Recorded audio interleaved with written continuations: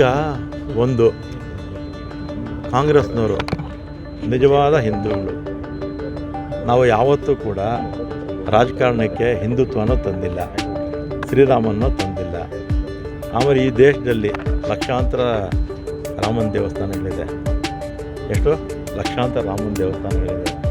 B J ಪಿಯವರು ಈಗ 2080ರಿಂದ ಈಚೆಗೆ ರಾಮನ ಜ್ಞಾಪಕ ಬಂತು ಅಷ್ಟೇ. ಅವರಿಗೆ 2080ರಿಂದ ಓಟ್ಗೋಸ್ಕರ ರಾಮನ ಜ್ಞಾಪಿಸ್ಕೊಂಡ್ರು ಅಷ್ಟೇ. ನಮ್ಮ ದೇಶದಲ್ಲಿ ಲಕ್ಷಾಂತರ ದೇವಸ್ಥಾನಗಳು ರಾಮಂದಿದೆ, ಆಂಜನೇಯಂದಿದೆ, ಶಿವಂದಿದೆ, ಇನ್ನೂ ಬೇರೆ ಬೇರೆ ದೇವರುಗಳೆಲ್ಲ ಇದೆ. ಸಾವಿರಾರು ವರ್ಷಗಳಿಂದ ನಾವೆಲ್ಲ ಕೂಡ ಪೂಜೆ ಮಾಡ್ತೀವಿ. ನಾವು ಕಾಂಗ್ರೆಸ್ನವ್ರು ಯಾವತ್ತೂ ಕೂಡ ರಾಜಕಾರಣದಲ್ಲಿ ದೇವರನ್ನು ತರಲ್ಲ, ಧರ್ಮವನ್ನು ತರಲ್ಲ. ಬಿ ಜೆ ಪಿಯವ್ರು ಏನು ಬಂಡವಾಳ ಇಲ್ವಲ್ಲ, ಅದಕ್ಕೆ ಧರ್ಮನೂ ತರ್ತಾರೆ, ರಾಮನೂ ತರ್ತಾರೆ. ಆ ರಾಮ ಅವರು ಚುನಾವಣೆಗೋಸ್ಕರ ರಾಮನ ಉಪಯೋಗಿಸ್ಕೊಳ್ತಾರೆ. ನಾವು ನಿಜವಾದ ಶ್ರದ್ಧೆ ಭಕ್ತಿಯಿಂದ ರಾಮನ ಪೂಜೆ ಮಾಡ್ತೀವಿ.